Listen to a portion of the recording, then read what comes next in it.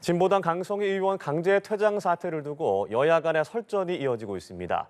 민주당은 주말임에도 불구하고 이와 관련한 기자간담회를 엽니다. 국회로 가보겠습니다. 소재영 기자. 네, 말씀하신 것처럼 윤석열 대통령이 참석한 행사에서 벌어진 진보당 강성희 의원 강제 퇴장을 두고 여야 간 공방 수위가 점차 높아지고 있습니다. 국민의힘은 이번 사건을 홍보용 퍼포먼스로 보고 강 의원의 사과를 요구하고 있습니다. 강 의원을 두둔한 민주당을 향해서도 비판을 이어가고 있습니다.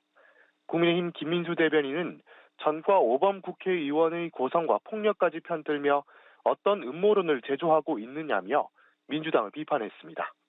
앞서 한동훈 비대위원장과 윤재옥 원내대표도 강 의원의 행동이 적절치 못했고 정상적인 경호였다는 취지의 입장을 밝힌 바 있습니다. 반면 민주당은 과잉 경호였다며 공세 수위를 높이고 있습니다. 민주당 박성준 대변인은 윤 대통령을 비판하며 즉각 국민께 사과하고 김용현 경호처장을 경질해야 한다고 말했습니다.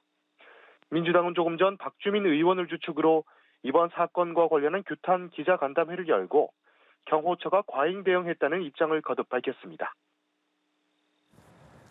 네, 중대재해처벌법 2년 유예안을 두고서 오는 25일 본회의에서 처리가 사실상 물 건너갔다고 하는데 이 소식도 전해주시죠. 네, 그렇습니다. 50인 미만 사업장에 대해 중대재해처벌법 적용을 2년 유예하는 방안도 결국 무산될 것으로 보입니다.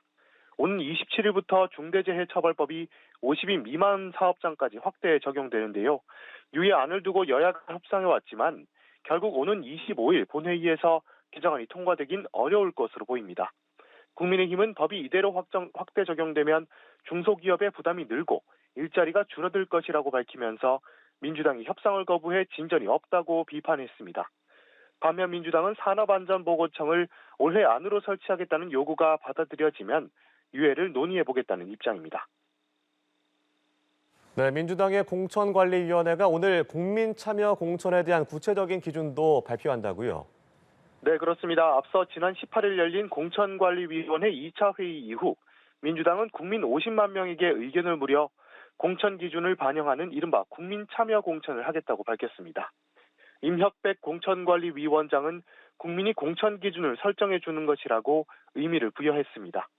앞서 민주당 공관위는 여성과 청년, 장애인에 대해선 심사 점수를 25% 가산하겠다고 발표한 바 있습니다.